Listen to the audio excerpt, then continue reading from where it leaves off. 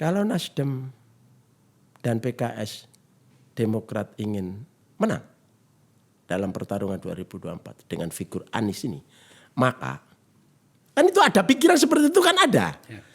Maka wakilnya dari NU, Pak Surya itu sayang sekali sama Jokowi. Senang mendengarnya. Ya. Dan menginstruksikan kepada kami untuk tetap mendukung pemerintahan Jokowi sampai 2024.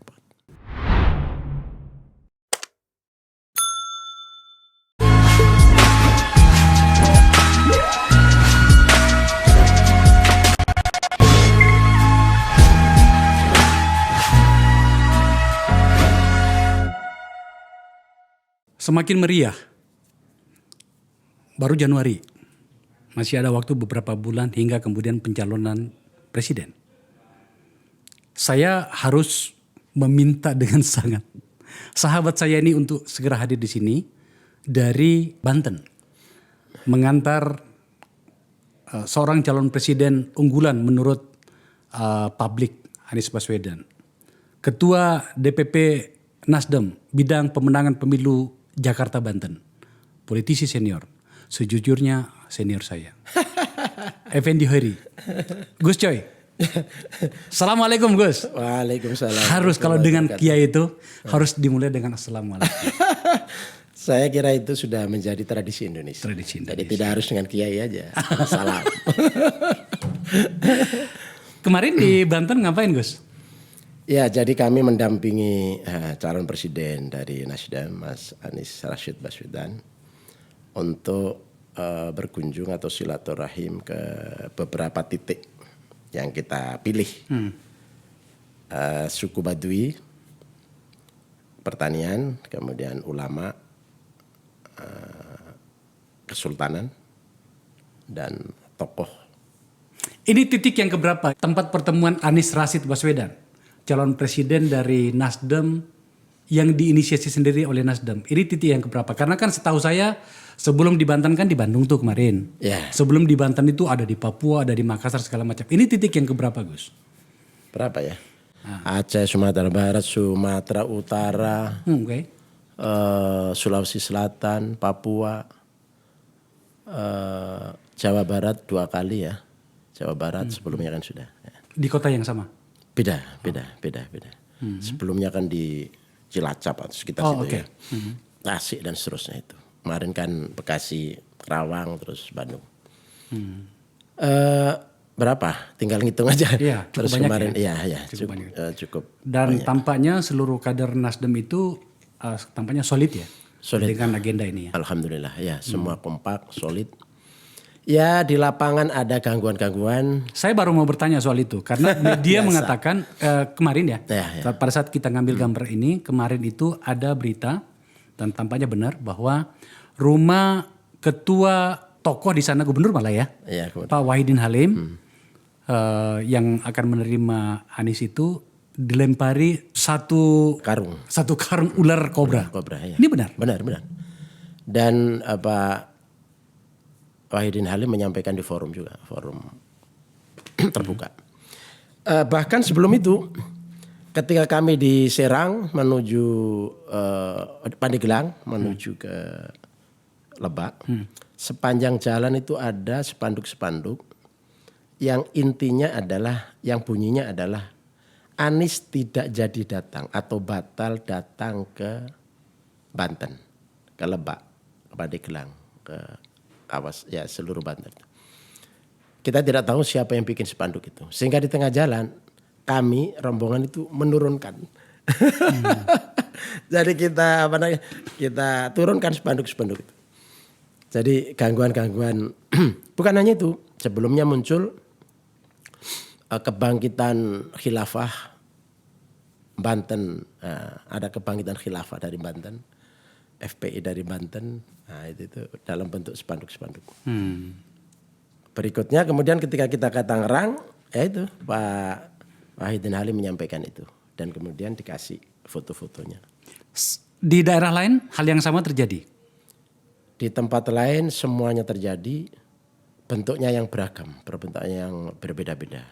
Ada bentuk demonstrasi, pakai spanduk, penolakan, bentuk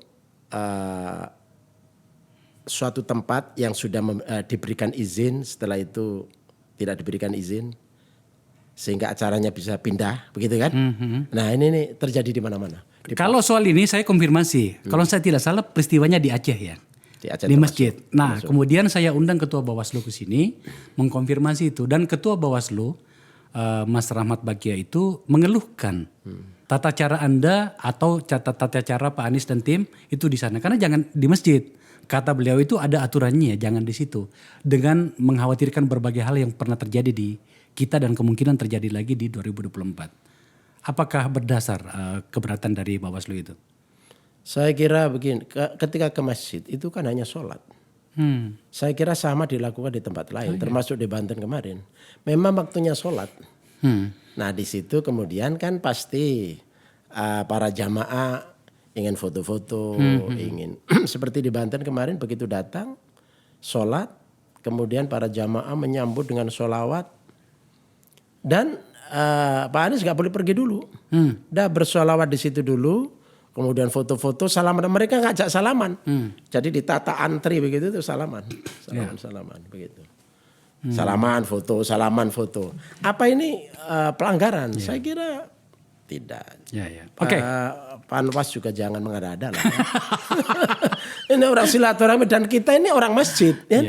Kita ini orang masjid. Indonesia itu pada umumnya ya muslimnya itu orang masjid.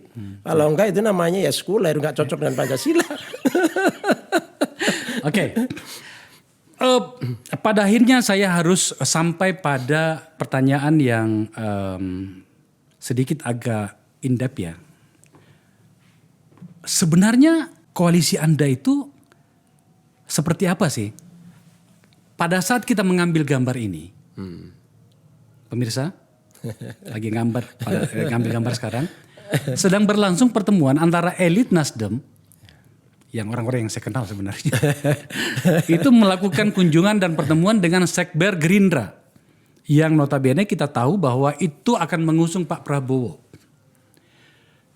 Kita harus membaca seperti apa gerakan elit Nasdem ini. Kalau saya tidak salah dipimpin oleh Ahmad Ali ya, Wakil Ketua Umum yang juga menjadi Ketua Tim Pemenangan kayaknya ya. Sejujurnya kan saya sudah lama tidak berkunjung.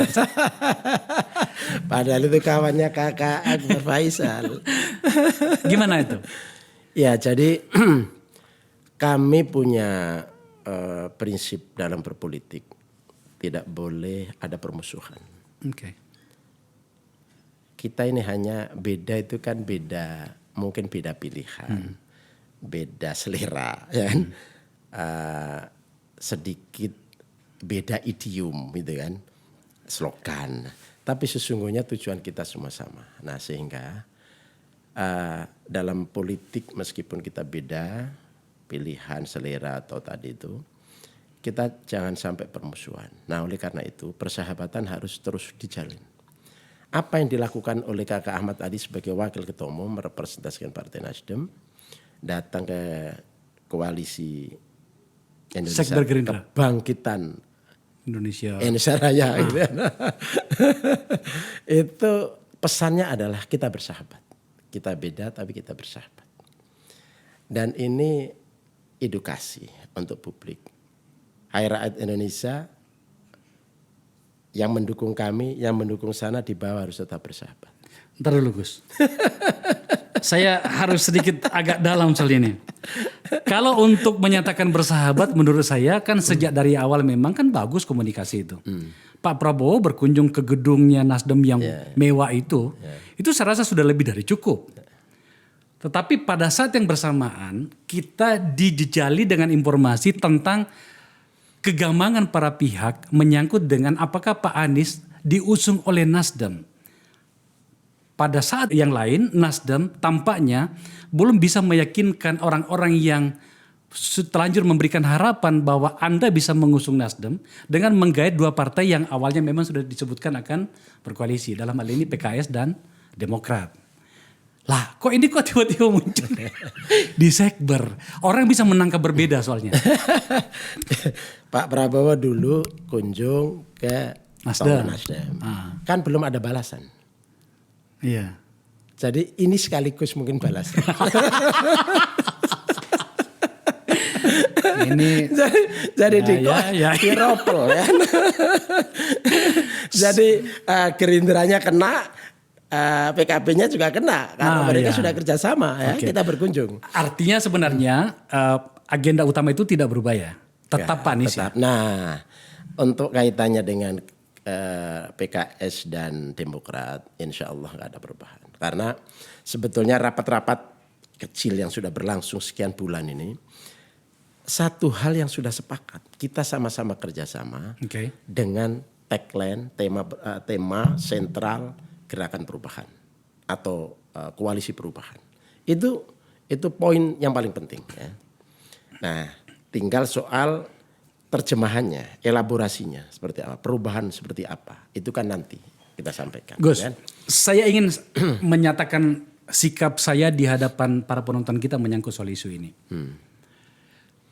Saya orang yang beranggapan bahwa respon bahkan dari istana, kan kita lihat itu, terhadap sikap dan tindakan Nasdem mencalonkan Pak Anies jauh lebih dulu, jauh dari titik yang seharusnya menjadi batas pendaftaran itu, pencalonan itu, mengatakan itu agak berlebihan.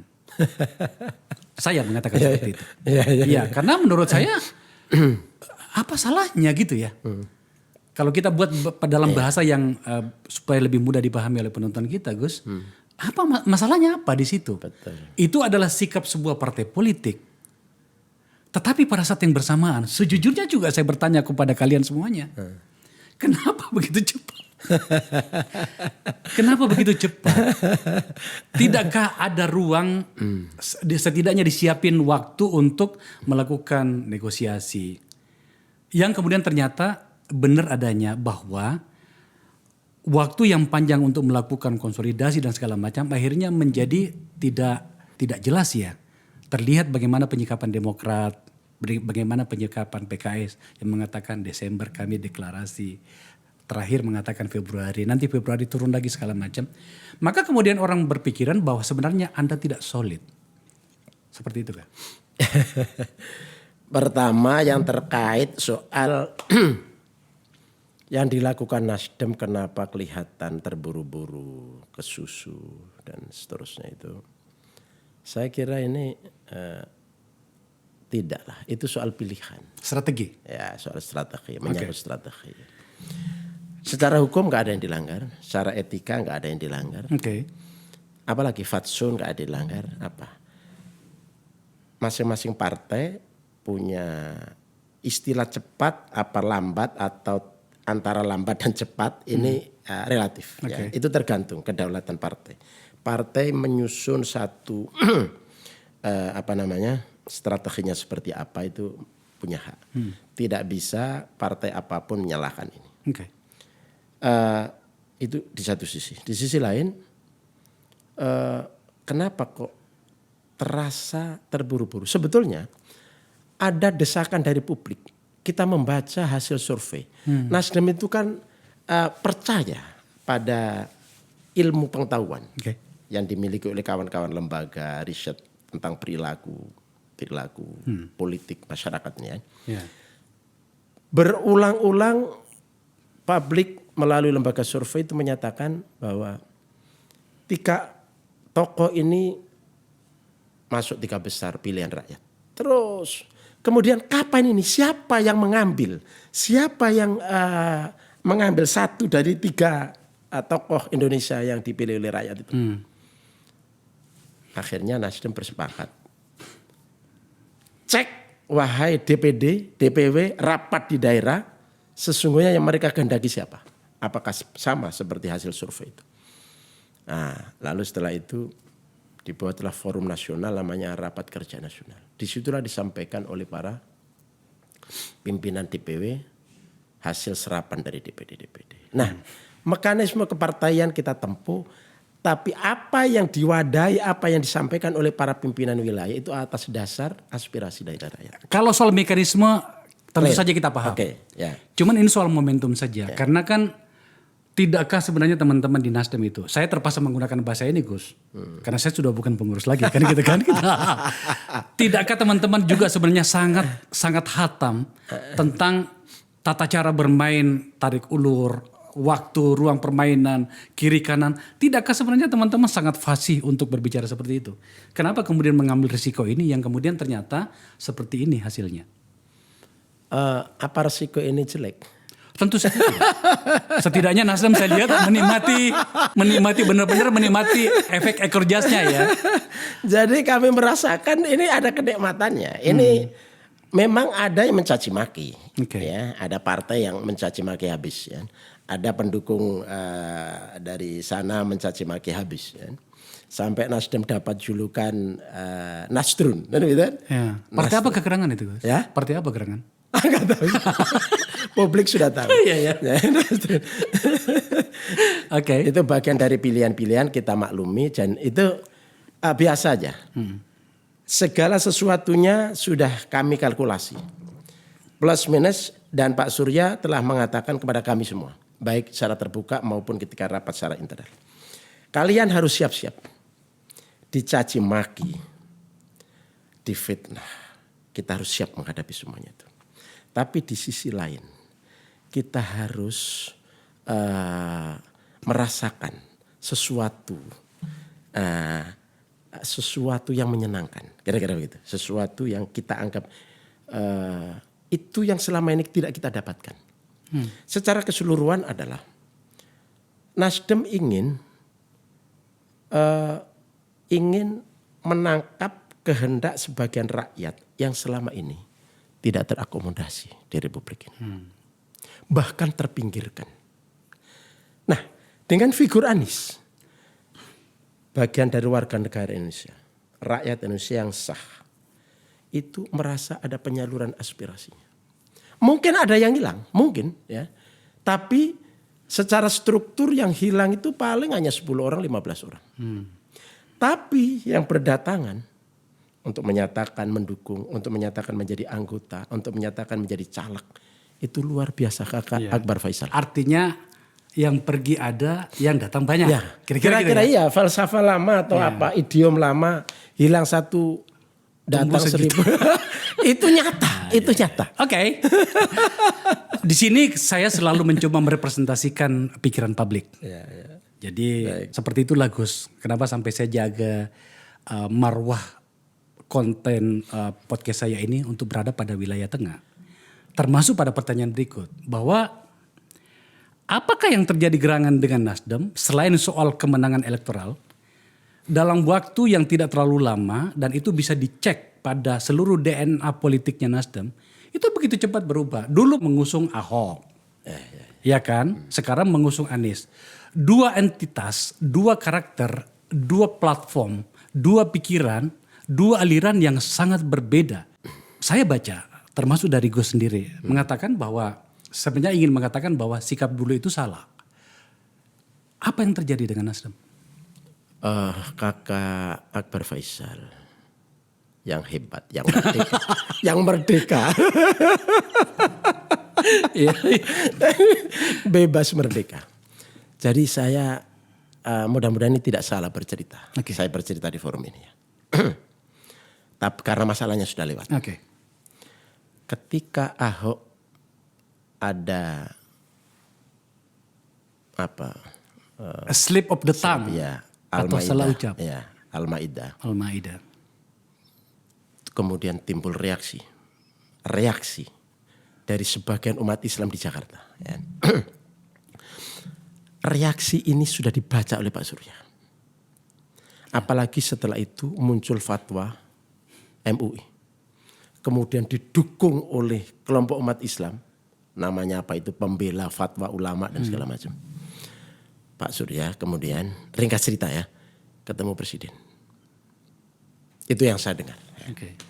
Karena waktu itu memang saya ditugaskan untuk ikut mendukung Ahok. Gitu kan. Ya karena partai ya. Kata Pak Surya kepada Presiden, kira-kira Pak Presiden ini jangan dilanjutkan. Ini menjadi konflik. Nanti ada dua arus utama bangsa ini akan begini. Kata siapa? Kira-kira begitu kata Pak Surya. Kepada presiden? Iya, kepada presiden. Itu nggak baik. Kemudian ini sebaiknya Ahok mundur. Ringkas cerita kemudian presiden nelpon Ahok. Kemudian Pak Surya bicara dengan Ahok. Ahok kemudian datang ke istana. Kalau nggak salah di Istana Bogor. Pada saat itu Pak Surya menyatakan, oh ini situasinya seperti ini. Kalau bisa you mundur. Ternyata nggak mau mundur. Jadi dari cerita ini sebetulnya Nasdem sudah terlanjur mendukung di satu sisi. Dan Ahok, Pak Surya karena pertimbangan kepentingan bangsa, negara. Kan, Ahok harus mundur tapi ternyata Ahok tidak mau. Sementara reaksi umat Islam yang begitu dahsyat pada saat itu, akhirnya itu yang terjadi. Tapi sikap itu sudah diambil oleh Pak Surya. Karena sudah terlanjur ya sudah. Nasdem tidak mencabut dukungannya kepada Ahok. Tetap. Tapi mungkin kita tidak bekerja maksimal. Ya kan?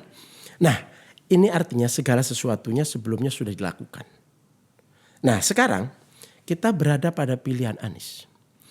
Pikirannya adalah, pikiran Pak Surya kira-kira yang saya tangkap adalah. Pertama, sebetulnya Pak Surya dengan Anies itu kan hubungannya sudah lama. Ya. Ya kan? Mulai dari, bahkan mungkin sebelum Nasional Demokrat. Apalagi Anies ikut terlibat di situ. Ya. Jadi bukan orang baru dalam konteks. Kami sama-sama mendirikan ormas. Iya, saya gunakan kata kami, ya, kita. Kami. Ya. Saya deklarator Jawa Timur. Okay. Ahok kader bangsa. Anies kader bangsa. Ini hanya kemarin soal ada kesalahan yang ada sesuatu yang sesungguhnya tidak perlu dilakukan oleh Ahok. Gitu. Okay. Nah, Pak Surya mengambil ini bukan berarti kita berpikir untuk memperadabkan. Tapi kita sebetulnya punya cita-cita, punya keinginan harus mempersatukan. Bangsa Indonesia, Anies ini kader bangsa juga. Jangan terus-menerus dituduh. Oh iya. Gitu kan? Tentu saja ya. Salah satu dari kader bangsa. Jangan terus-menerus difitnah, dituduh seolah-olah tuduhan itu benar tentang diri Anies.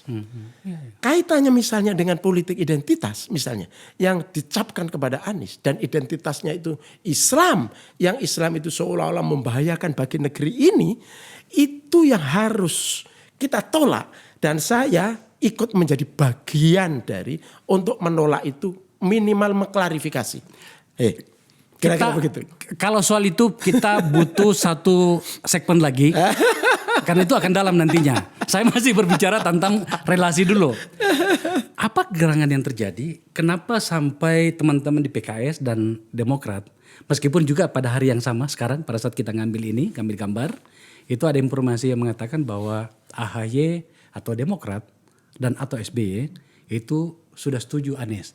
Tapi kan mekanismenya tidak bisa kita verifikasi nih. Bukan sebuah pernyataan resmi melalui jumpa pers, tapi hanya mungkin semacam rilis atau doorstop gitu ya. Kita harus membaca lebih ulang lagi. Tapi pertanyaanku begini, kenapa sih kok begitu alot gitu loh Gus? Sebetulnya pertanyaan ini harus ke PKS sama Demokrat. Oh gitu ya. Harusnya kepada sebetulnya tema yang tadi itu yang kaitannya dengan identitas tadi itu menarik. Ya menarik. Tapi lagi-lagi kita akan bikin saya mau komentar ini.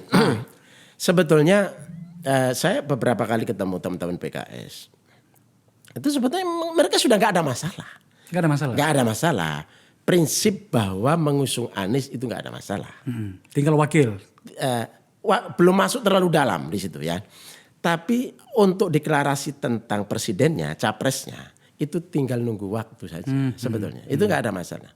Wakil itu sebetulnya kan bisa dibicarakan belakangan sambil melihat situasi. Saya dengar Nasdem lebih memilih untuk mencalonkan teman kita, Mbak Hovifah Indar Parawansa sebagai wakil, yang menjadi ganjalan bagi dua partai ini terkhusus Demokrat. Seperti itu kah kira-kira? Begini, kakak Akbar Faisal, sahabat saya yang hebat. Kakak tahu, Nasdem itu menghormati, menghargai gagasan, wacana. Kita rasakan kan? Betul. Kita hargai itu. Nama-nama yang muncul memang macam-macam dari dalam Nasdem ini. Yang lain jangan gelisah. Itu baru wacana. Itu masing-masing punya ini. Disebutlah nama Khofifah. Disebutlah nama Yeni Wahid. Disebutlah nama Saifullah Yusuf. Demokrat boleh mengusulkan Mas Ahaye. PKS boleh mengusulkan Kang Aher.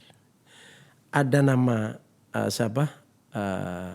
Panglima TNI Pak Andika gitu kan. Mungkin nama-nama yang lain juga muncul. Itu semua di Nasdem itu dihormati, dihargai. Nggak ada yang ketika saya misalnya menyampaikan gagasan-gagasan itu, nggak ada orang yang mencela atau orang yang memprihatinkan atau orang yang kamu jangan nggak ada. Itu dihormati semua. Nah, kenapa pikiran-pikiran sampai muncul? Ini kan juga dipengaruhi oleh faktor keinginan publik. Misalnya di lembaga survei. Pimpinan-pimpinan lembaga survei merilis, kemudian menyatakan di televisi, menyatakan kepada kami, kalau Nasdem dan PKS Demokrat ingin menang dalam pertarungan 2024 dengan figur Anies ini, maka kan itu ada pikiran seperti itu kan ada. Maka wakilnya dari NU. Karena faktanya adalah Jawa Timur, Jawa Tengah sebagai basis NU itu belum kelihatan. Mungkin masih di bawah permukaan. Belum mendukung Anies. Sehingga dengan figur itu maka ada tambahan kekuatan dari Wapres dari NU. Dari dalam tidak berkurang. Nasdem dengan kekuatannya, PKS dengan kekuatannya, Demokrat dengan kekuatannya.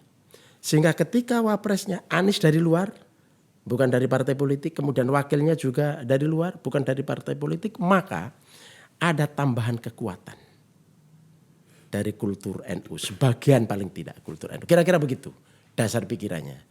Nah, nanti ujungnya seperti apa? Itu terserah ijtihad dari 3 pimpinan inti. Pak SBY, Habib Segaf, ya Habib Asegaf. Kemudian Pak Surya Paloh di situ. Begini Gus, tentu saja kami bisa memahami bagaimana permainan kungfu para politisi kita yang semakin terlihat. Sejujurnya itu adalah semacam formula dan atau pendidikan politik barangkali bagi kita ya. Mudah-mudahan gitu ya. Iya dong. Termasuk hari ini. Cuman kalau didekati dengan pendekatan analisis wacana, ada beberapa pernyataan-pernyataan dari elit Nasdem itu, bahkan sudah ada pengakuan, tanda petik, mengatakan gini, jika kemudian kami tidak bisa mengusung Anies, bla bla bla, banyak penjelasannya gitu. Ada keraguan dari pihak Nasdem tidak mengusung Anies beneran, seperti yang terlontar oleh beberapa elit Nasdem? Nggak ada. Jadi yang saya rasakan ya paling tidak saya ini paling tidak saya tidak bisa mewakili itu ya. Saya tangkap dari Pak Surya apa yang disampaikan sebagai ijtihad. Ijtihad itu kan lahir dari sebuah pengalaman hidupnya, komparasi sana sini, kemudian ada banyak pilihan lalu dia memilih. Itulah yang kemudian diyakini saya memilih ini. Ijtihad inilah kayaknya yang paling kompatibel, yang paling relevan kira-kira begitu, yang paling cocok untuk ke depan. Dan ijtihad itu harus diyakini kebenarannya. Setelah diyakini kebenarannya, ketika ini kok masih membutuhkan dukungan-dukungan yang lain, maka kita ya ikhtiar di situ, berjuang. Perjuangan yang pertama adalah menggenapi koalisi. Perjuangan berikutnya lagi adalah ya kita harus membuat instrumen, strategi sampai ke level paling bawah untuk dapat suara. Dan sudah kita prediksi, gangguan-gangguan itu pasti ada. Cacian, makian, fitnah sana sini pasti ada. Tapi dalam rapat disampaikan, kita tidak usah tanggapi seluruh fitnah, nggak usah tanggapi seluruh gangguan. Kita yakini saja apa yang kita Gus, kita perjuangkan itu. saya itu karena mungkin Anda senior saya selalu menyukai apapun jawabannya Gus. Tapi pertanyaan saya tadi itu jawabannya bukan itu. Saya tidak harus menjawab secara persis pertanyaan. Itu dia. Maka kemudian saya masuk pada lanjutan dari pertanyaan itu. Kalau kemudian ternyata realitasnya, kita bicara sebagai seorang politisi, realitasnya ternyata memang tidak bisa mengusung Anies, terlepas soal risiko yang akan dihadapi oleh Nasdem nantinya. Apakah kemungkinan akan mengusung orang-orang yang ada setidaknya ada dua nama ketika Rakernas ya? Rakernas atau Rakernis? Rakernas. Ketika ada dua nama disebutkan dulu itu, selain Pak Anies. Yang pertama Ganjar, yang kedua Anies, Pak Andika Perkasa. Apakah ada kemungkinan bisa bergeser ke situ? Terlepas soal risiko, nanti kita bicara soal risiko. Kita meyakini yang ada. Oh, iya. Kalau terjadi sesuatu ya kayaknya kita nggak perlu kalah.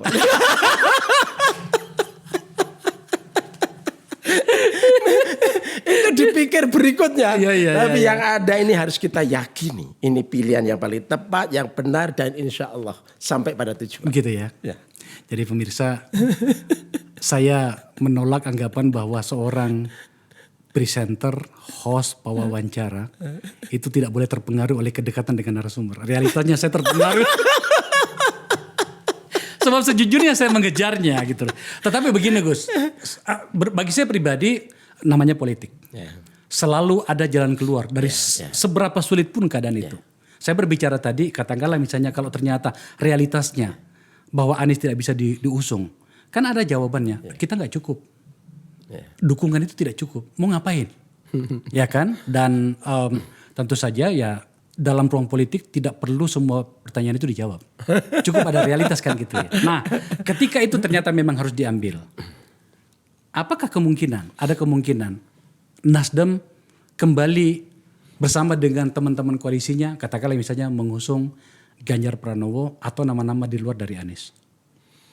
Saya harus tetap berada pada poros bahwa kami meyakini yang ada ini. Setidaknya sampai hari ini? Ya sampai hari ini. Ini insya Allah semua ada jalan. Ya. Jadi kalau sekarang tiga ini belum deklarasi, secepatnya insya Allah deklarasi. Apakah ada deadline negosiasi dengan teman-teman supaya kemudian ada ruang untuk segera melakukan berbagai strategi pemenangan dan seterusnya?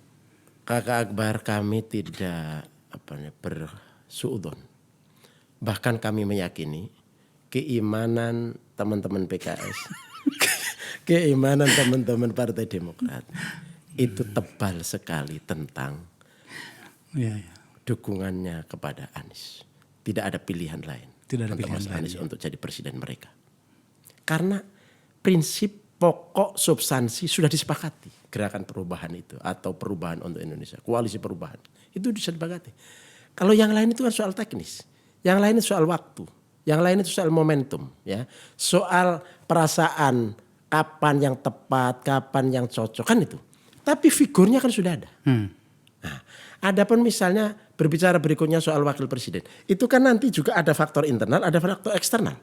Kan kita juga melihat faktor eksternalnya itu partai-partai politik ini kira-kira pasangannya siapa, pasangan siapa. Kemudian kita ngitung dengan pasangan siapa yang mendekati atau memungkinkan kita untuk memenangkan pertarungan. Saya kira kan di situ. Ya, itu saja jawaban yang elegan gitu ya. Ini, jadi Gus, saya harus menyampaikan di sini bahwa saya mengundang Pak Sandiaga Uno ke sini. Oke. Sebenarnya saya tanya beliau tentang informasi, mencoba mengkonfirmasi sebuah informasi yang mengatakan beliau ke P3 atau menjadi calon presiden P3 atau bahkan ketua umum. Dan sudah dijawab ternyata tidak. Nah dari diskusi itu kemudian keluar sebuah informasi yang sejujurnya saya kaget. Bahwa ada ternyata perjanjian tertulis antara Pak Prabowo dengan Pak Anies Baswedan ketika Gerindra mengusung beliau sebagai calon gubernur pada tahun 2017.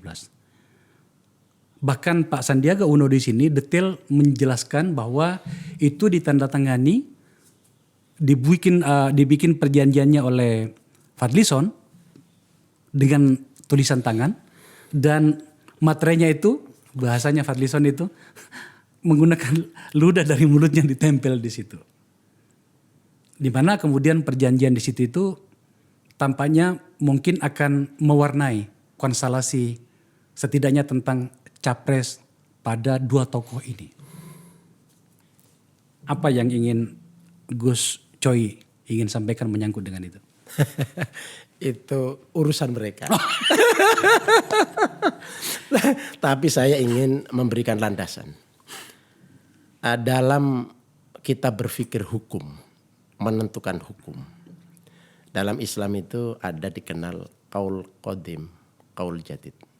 Ada pendapat lama dan ada pendapat baru. Ya. Ada kita koalisi lama, ada koalisi baru. Okay. Mas Anies punya pendapat lama, punya pendapat baru. Nasdem dulu dukung Ahok, kemudian sekarang untuk presiden dukung Anies. Ada pendapat. Okay. Jadi pendapat-pendapat itu berkembang sesuai dengan kebutuhan. Itu tidak selalu salah, bahkan mungkin mengoreksi apa yang kita lakukan sebelumnya. Dan ini juga dilakukan oleh seorang madhab terkenal, namanya Imam Syafi'i.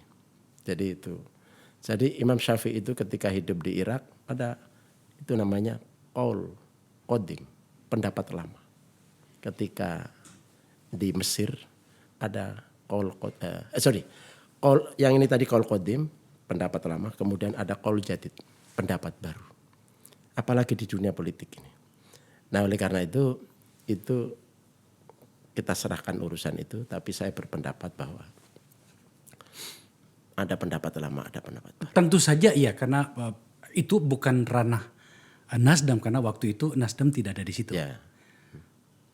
Hanya saja dalam logika saya yang tampaknya sedang mencoba menyederhanakan masalahnya, bahwa di dalam perjanjian itu ada klausula yang ternyata agak detail antara keduanya. Yang kemudian hari ini kan kita dengar bahwa sampai Pak Anies harus menyampaikan sebuah narasi bahwa saya tidak akan maju selama Pak Prabowo akan maju sebagai calon presiden.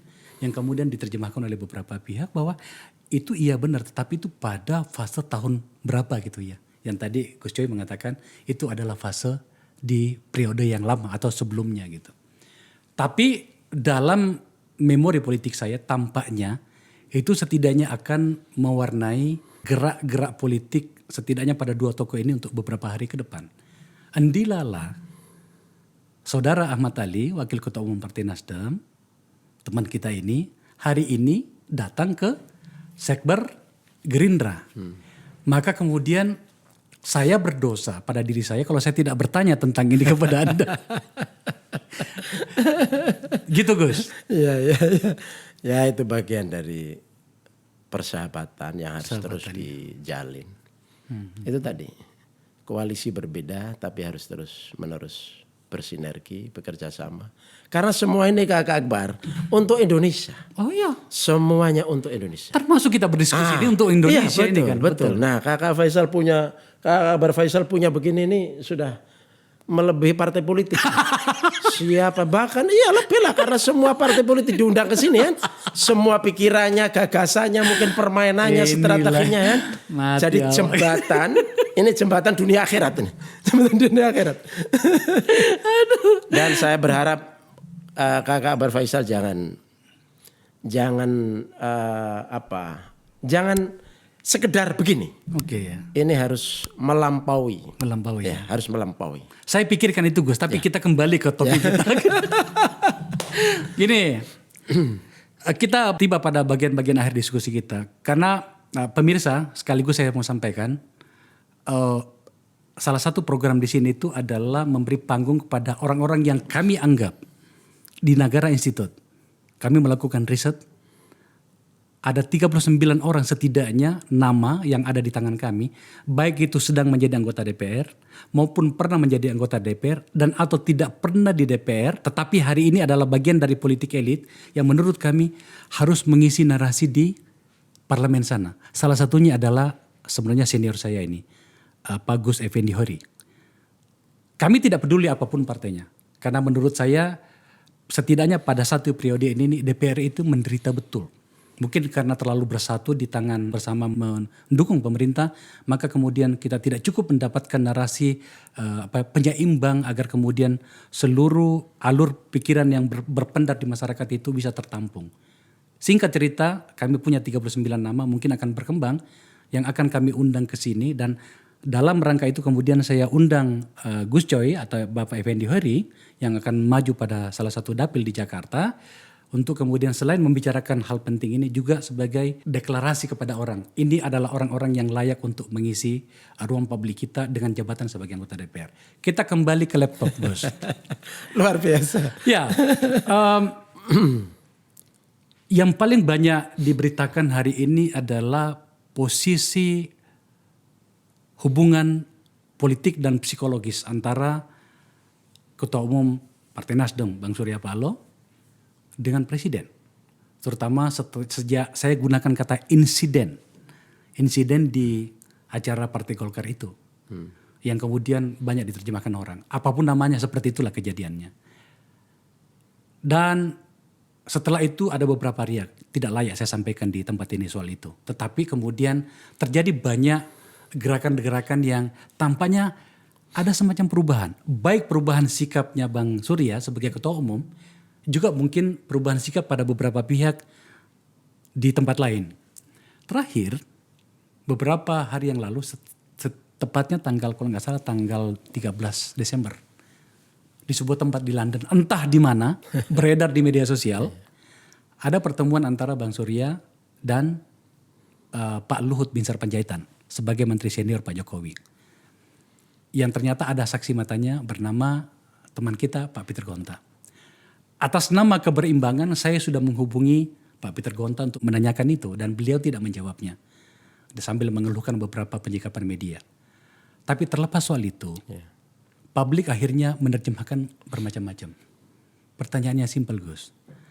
Apakah ini mempengaruhi penyikapan Nasdem menyangkut dengan kandidasi capres baik yang diusung oleh Nasdem sendiri maupun kandidasi yang akan diusung oleh partai-partai lain? Jadi saya harus katakan di forum ini melalui Kakak Akbar Faisal ini, Pak Surya itu sayang sekali sama Jokowi. Senang mendengarnya. Ya. Dan menginstruksikan kepada kami untuk tetap mendukung pemerintahan Jokowi sampai 2024. Apapun riak-riak yang muncul sekarang. Apapun yang kita terima cacian dari partai-partai ya, yang juga ikut mengusung Pak Jokowi. Itu nggak usah ditanggapi. Kita setia. Bahkan saya sendiri ketika ngobrol berdua, saya tidak boleh terlalu kritis atau apalagi lebih jauh dari itu ya terhadap pemerintahan Jokowi. Mungkin dia melihat beberapa komentar saya agak iya gitu kan. Kemudian saya diajak ngobrol berdua. Iya. Diperingatkan itu. Kemudian di forum juga begitu. Forum kita tetap apapun yang terjadi besok, apakah di reshuffle atau tidak di reshuffle, kita tetap. Karena komitmen ini kita bangun mulai dari pemilu 2014, 2019 dan kita harus konsisten pada komitmen. Persoalan yang lain tidak komitmen itu urusan dia. Saya ingin mempertegas soal ini. Ya. Jadi apakah kita bisa memaknai pernyataan Gus Coy yang terakhir bahwa jikapun, kalaupun Presiden meresafel 3 menterinya Pak Jokowi yang berasal dari Nasdem, sahabat-sahabat kita juga, Nasdem tetap akan mendukung pemerintahan Pak Jokowi sampai tahun 2024. Yang saya dengar seperti itu dan disampaikan kepada kami seperti itu. Dan kami harus menerjemahkan ini juga. Meskipun secara pribadi ya kita harus tetap kritis-kritis gitu kan di lapangan. Karena kadang-kadang kita nggak kuat ya. Kita, tapi Pak Surya itu perintahnya. Itu perintah kepada, dan landasannya adalah komitmen, janji. Dalam Islam ya, aufu bil uqud. Jadi kita itu harus setia kepada janji kita sendiri. Meskipun orang lain mengkhianati janji kita. Itu. Jadi janji.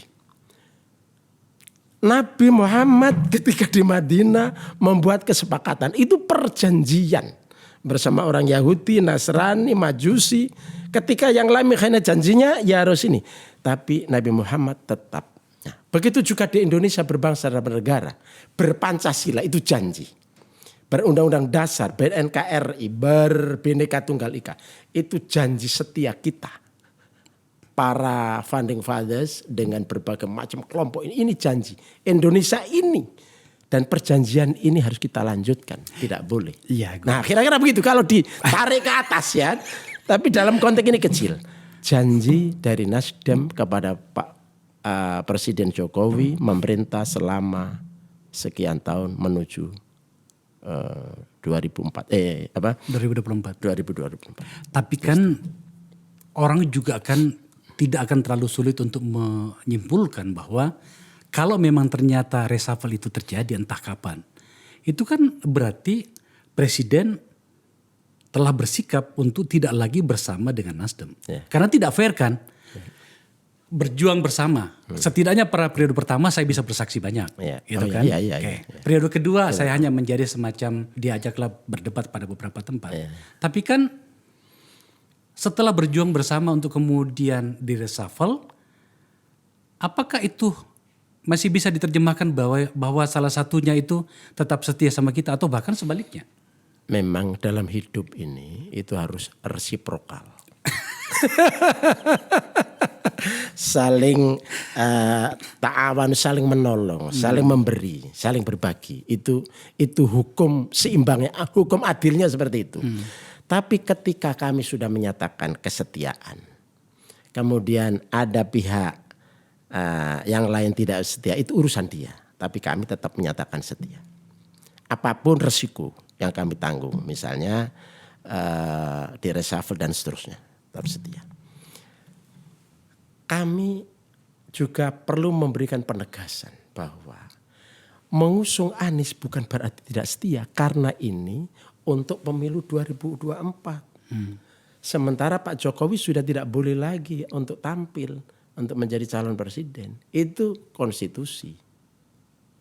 Kalau kami dipersalahkan di sini, kan ini partai-partai lain yang ini kan mempersalahkan di sini. Seolah-olah kami tidak setia sehingga harus digusur. Kan begitu kan? Jadi ini memang gak bisa membedakan mereka ini antara pemilu, komitmen pemilu 2024 dengan persiapan pemilu 2004 untuk sampai 2009. Ini mereka gak bisa membedakan. Padahal kesetiaan ini jelas. Lalu apa masalahnya? Di mana salahnya ya? Di mana salahnya? Nah, di situ. Saya lanjutkan kalau begitu ceritanya. Berarti tampaknya Nasdem ingin mengatakan, oke, kami selesaikan kontrak tanda petik kita sampai tahun 2024. Tetapi tahun 2024 sampai berikutnya kita tidak bersama lagi. Apakah itu bisa disimpulkan seperti itu? Setidaknya kepada Pak Presiden Jokowi. Nah, di sini saya mendengar dan saya menyaksikan. Pertama, pidato Pak Surya secara terbuka ketika HUT Nasdem yang ke-10 dalam forum.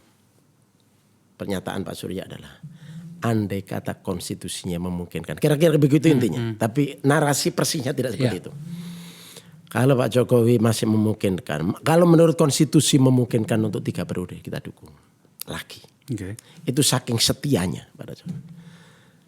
Kalau tidak, karena konstitusinya tidak memungkinkan, maka ini poin ini kita perlu berembuk untuk siapa pengganti Pak Jokowi pemilu Pilpres 2024 itu di sini.